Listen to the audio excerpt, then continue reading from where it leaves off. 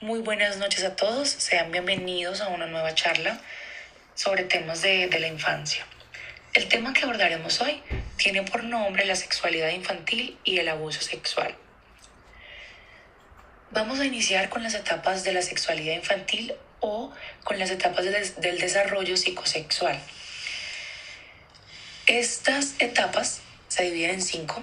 Tenemos como primera etapa la etapa oral, segunda la etapa anal. Tenemos como tercero la etapa fálica, cuarto latencia y quinto la etapa genital. La teoría del desarrollo psicosexual la propuso Sigmund Freud. Él planteó que la personalidad se desarrollaba a lo largo de la infancia y con esta serie de etapas que fortalecían la personalidad de cada niño. Al desarrollarse en estas 5 etapas, le permitían al niño en cada etapa sentir placer y por medio de este podía identificar sus zonas erógenas e ir desarrollándose al pasar cada etapa, al hacer la transferencia de una etapa a la otra. La primera de nuestras etapas, que es la etapa oral, que va desde los 0 a 1 año, o la fase oral también le podemos decir, tiene como zona erógena la boca. Durante esta fase oral, las actividades se relacionan con la alimentación, como la succión y la masticación, que son las más importantes. La principal fuente de interacción del bebé se realiza a través de la boca, que es la de vital importancia para la alimentación. Pero además, el niño también, a través de esta, obtiene placer gracias a las actividades satisfactorias como la degustación y la succión. Debido a que el bebé es totalmente dependiente de sus padres o de las personas que lo cuidan, él también puede desarrollar un sentido de confianza y de comodidad a través de esta estimulación oral. El principal conflicto en esta etapa es el proceso del destete. El niño pasa a ser menos dependiente de sus padres o en el caso de su madre y pierde como la gratificación que obtiene al momento de la succión. Entonces ocurre que si la fijación se produce en esta etapa, Freud consideraba que el individuo o el niño tendría problemas con la dependencia o la agresión. Esta fijación, la fijación oral, puede generar problemas en la adultez con la bebida, con la comida o con una necesidad fuerte de fumar. La segunda de nuestras etapas es la etapa anal o la fase anal también conocida. Esta se da del año o del año y medio a los 3 años. Su zona erógena son los esfínteres. Durante esta etapa, Freud creía que el objetivo principal se hallaba en el líbido y era en lograr el control de los movimientos del intestino y de la vejiga. El conflicto importante en esta etapa es el control de los esfínteres. El niño tiene que aprender a controlar sus necesidades corporales, tiene que aprender a aguantar. Entonces, en el desarrollo de este control, el niño conduce la sensación de logro y de la independencia. Es otra parte muy importante porque el niño ya empieza a evolucionar. Entonces, según Freud, el éxito en esta etapa dependía de la forma en que los padres trataran al niño, en la forma en que ellos se acercaran al niño, ya fuera para felicitarlo, para ayudarle y alabarle, recompensándole por el buen uso del inodoro. Entonces, esto lo que hacía era fomentar buenos resultados positivos que ayudaran a los niños a sentirse capaces y productivos. La experiencia positiva durante esta etapa sienta bases muy importantes para que las personas se conviertan en adultos competentes, adultos creativos y muy productivos. El problema que ocurría, sin embargo, era que no todos los padres pueden proporcionar un gran apoyo o pueden estimular a los niños, ¿sí? Algunos padres castigan o ridiculizan o avergüenzan a los niños cuando tienen accidentes y obviamente esto nos genera como una predisposición y la respuesta de los padres es una respuesta inadecuada. Entonces lo que hacemos es generar resultados negativos. Si los padres toman un enfoque demasiado indulgente en esta etapa, puede desarrollarse en los niños una personalidad anal expulsiva que se traduce en una persona adulta, una persona desordenada, una persona destructiva y derrochadora. Y si los padres son demasiado estrictos o empiezan con el control de esfínteres muy temprano o a temprana edad, esto lo que hace es que se genere una personalidad anal retentiva, que quiere decir que las personas son muy psicorrígidas, obsesivas, son muy ordenadas. Vamos a pasar a la tercera fase, que es la fase fálica o la etapa fálica. Esta etapa se da de los 3 a los 6 años y la zona erógena son los genitales. Durante la etapa fálica, el principal enfoque de la libido se centra en los genitales. A esta edad los niños empiezan a descubrirse unos a otros y a diferenciar entre hombre y mujer. Freud consideraba que los niños comenzaban a ver a sus padres como un rival, los niños varones, por el afecto y por generaban una competencia con la madre. Entonces, Freud sugirió el complejo de Edipo y él lo describe como, digamos, los sentimientos de querer poseer a la madre y el deseo de querer reemplazar al padre, ¿sí? Entonces entraban en una competencia el hijo con el padre por el cariño de la madre. Vamos a pasar ahora a la etapa de latencia. Esta etapa se nos da de los 6 a los 12 años y la zona erógena, pues no hay ninguna zona erógena porque son los sentimientos sexuales quedan inactivos en esta etapa. Lo que pasa en esta etapa, los niños empiezan a desarrollar su ego y su superego.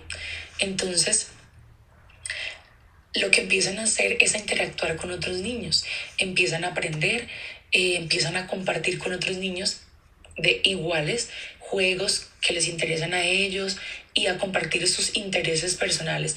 En este periodo de latencia es un tiempo de explotación en el que la energía sexual se pausa,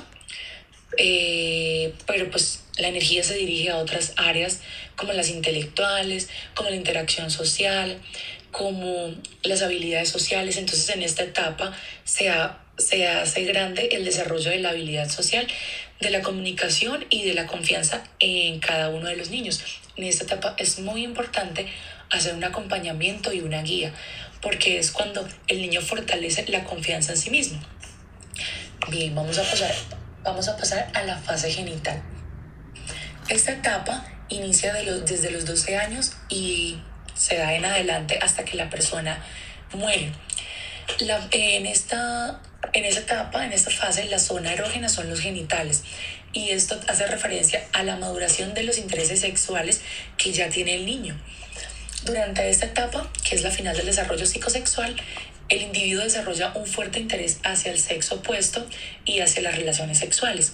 Esta etapa comienza en la pubertad, pero dura el resto de la vida. 4 etapas ya descritas, podemos darnos cuenta que la atención del niño se centra únicamente en las necesidades individuales. En esta etapa, en la última etapa, la fase genital, nos damos cuenta que el interés se convierte a un interés por el bienestar de los demás. Vamos ahora a pasar al abuso sexual infantil. Bien, todos conocemos cómo se da el abuso sexual, pero sé que no todos saben el papel que debe desempeñar la familia de una víctima. Este papel es esencial en la recuperación física, en la recuperación emocional del niño que ha sufrido el abuso sexual. La atención que se le proporcionan a estos niños no debe ser únicamente cuidado de sus lesiones físicas, sino que se debe coordinar entre distintos profesionales, dándole al niño atención psicológica. El niño que sufre abuso sexual sufre consecuencias de corto y de largo plazo. En las consecuencias de corto plazo tenemos que el niño en la parte física puede sufrir pesadillas, problemas de sueño, cambio de hábitos de comida, pérdida de control de esfínteres. En las emocionales podemos encontrar miedo, culpa, vergüenza, agresividad. Los niños llegan a tener depresión. También encontramos niños con ansiedad. Por supuesto, la baja autoestima es uno de los temas muy importantes a tratar y que por supuesto se afecta demasiado. El rechazo a su propio cuerpo, agresividad en algunos casos. En el área conductual, los niños se hacen más susceptibles y más propensos a consumir drogas, a consumir alcohol. Ellos también pueden tener conductas autolesivas, pueden suicidarse incluso. Los niños, por supuesto, llegan a tener bajo rendimiento académico. También pueden tener hiperactividad. En las consecuencias sexuales, encontramos que los niños tienen conocimiento sexual precoz y por supuesto es algo impropio a su edad, pero esto se debe a la situación que ellos han tenido que vivir. En algunos se genera la masturbación compulsiva, también está el exhibicionismo, pero por supuesto es una respuesta a la situación que ellos han tenido que vivir. Y también, en la mayoría de los casos, se generan los problemas de identidad sexual. Socialmente, el déficit en las habilidades sociales, se retraen socialmente, no conviven de la misma manera. Vamos a hablar de las consecuencias a largo plazo del abuso sexual infantil. Existen las consecuencias de la vivencia que permanecen, incluso algunas llegan a agudizarse con el tiempo hasta llegar a convertirse en patologías definidas. Físicamente, por ejemplo, están los dolores crónicos generales, personas hipocondríacas o trastornos psicosomáticos. También alteraciones del sueño, pesadillas constantes, desorden alimentario y también, por lo general, tienen problemas gastrointestinales por las preocupaciones que eso genera. Entonces, repercute en esos problemas. De manera conductual, las personas intentan suicidarse, son muy propensas a eso, muchas lo consiguen. También son propensas, así como a corto, a largo plazo, a consumo de drogas y a ser personas alcohólicas. Y en este caso, las personas tienden a tener trastornos de identidad. Emocionalmente, las personas son depresivas, generan mucha ansiedad, el estima es baja, por supuesto que esto ocurre por la situación que han tenido que vivir y además tener que cargar emocionalmente con esta situación hace que las personas no se recuperen si no tienen un acompañamiento oportuno, un acompañamiento que les permita a las personas recuperarse no solamente físicamente sino también emocionalmente. Y también tienen dificultades para expresar sus sentimientos. Son personas que se retraen mucho y se les dificulta. Sexualmente, pues, surgen las fobias sexuales, las disfunciones sexuales. También surge la falta de satisfacción. Finalmente, en la parte social, surgen los problemas de relaciones interpersonales. Las personas se aíslan. Y para ellos es muy difícil vincularse afectivamente con otras personas y si llegan a tener hijos es muy difícil que se puedan vincular de manera afectiva con los hijos. Somos conscientes de que nadie está exento de una situación de estas. Por eso es muy muy importante que les enseñemos a nuestros hijos, que los ilustremos de manera muy responsable, les enseñemos hasta qué punto una persona puede llegar a acercarse a los niños.